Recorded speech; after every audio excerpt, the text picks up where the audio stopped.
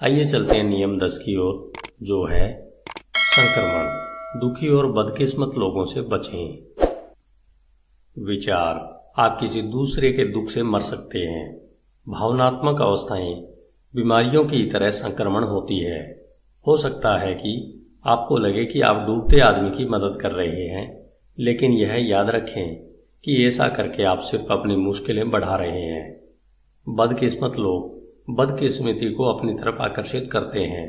अगर आप उनकी मदद करेंगे तो बदकिस्मती आपकी तरफ भी आकर्षित हो जाएगी।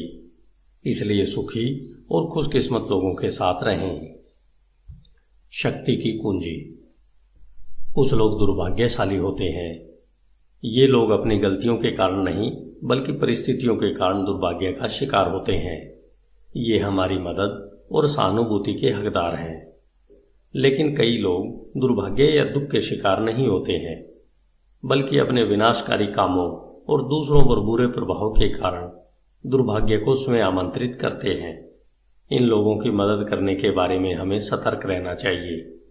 हम यह सोचते हैं कि उन्हें मुश्किल से उबारना या उनकी आदतें बदलना नेकी का काम होता है, लेकिन अक्सर उनकी आदतें हम में आ जाती है और उनकी बजाय हम बदल जाते हैं। इसका कारण समझना आसान है। इंसान जिन लोगों के साथ रहता है, उनके मूड, भावनाओं और सोचने के तरीकों का उस पर बहुत प्रभाव पड़ता है। इस बात को समझ लें, शक्ति के खेल में यह बेहद महत्वपूर्ण है कि आप कैसे लोगों के साथ जुड़ते हैं। बुरा प्रभाव डालने वालों के साथ जुड़ने में जोखिम यह है कि आप अपना बहुमूल्य समय और ऊर्जा बर्बाद करेंगे। इसके अलावा लोग जब आपको ऐसे लोगों के साथ उठता बैठता देखेंगे तो आपके बारे में उनकी राय अच्छी नहीं होगी। कभी भी बुरे प्रभाव के खतरों को कम न आंकें। बुरे प्रभाव का सिर्फ एक ही समाधान है, बचकर रहो। खतरा यह है कि बुरे प्रभाव डालने वाले ये लोग अक्सर ऐसा अभिनय करते हैं कि दोष उनका नहीं, बल्कि परिस्थितियों का है।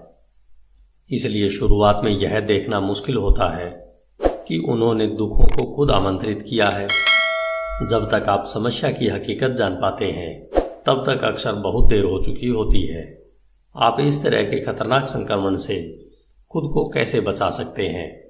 जवाब यह है कि आप लोगों का मूल्यांकन इस बात से न करें कि वे अपनी समस्याओं के क्या कारण बताते हैं, बल्कि इस बात से करें कि दुनिया पर उनका क्या प्रभाव पड़ता है। बुरा प्रभाव डालने वालों को इन बातों से पहचाना जा सकता है कि वे दुर्भाग्य को आमंत्रित करते हैं। उनका अतीत बहुत उथल पुथल वाला होता है। बहुत से लोगों से उनके संबंध टूट जाते हैं। उनके करियर अस्थिर होते हैं और उनके चरित्र में एक खतरनाक शक्ति होती है, जिससे प्रभावित होकर आप अपनी तर्क शक्ति खो देते हैं। बुरा प्रभाव डालने वाले की इन विशेषताओं को देखकर पहले से ही सचेत हो जाएं। उनकी आंखों में असंतुष्टि के भाव को देखना सीखें। सबसे महत्वपूर्ण बात यह है कि उन पर तरस न खाएं और उनकी मदद करने की कोशिश में खुद न उलझ जाएं।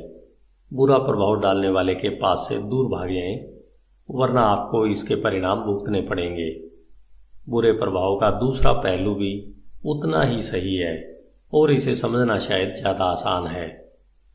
कुछ लोग अपने खुशनुमा स्वभाव, स्वाभाविक उत्साह और बुद्धिमत्ता के द्वारा खुशी को आकर्षित करते हैं। वे सुख का स्रोत होते हैं और आपको उनके साथ संबंध जोड़ना चाहिए ताकि आप भी उनके सुख के हिस्सेदार बन सकें। भावनात्मक आदान प्रदान के सकारात्मक पहलू का लाभ लें। उदाहरण के लिए, अगर आप कंजूस हैं तो उदार लोगों के साथ रहें ताकि उनके प्रभाव के कारण आपकी कंजूसी खत्म हो जाए। अगर आप निराशावादी हैं तो हंसमुख लोगों के आसपास रहें। अगर आप एकाकी हैं तो बहिर्मुखी लोगों के साथ दोस्ती करें। कभी भी ऐसे लोगों से न जुड़ें जिनमें आपके जैसे दोष हों। इससे सिर्फ आपके दोष ही मजबूत होंगे। सिर्फ सकारात्मक गुणों वाले लोगों के साथ जुड़ें।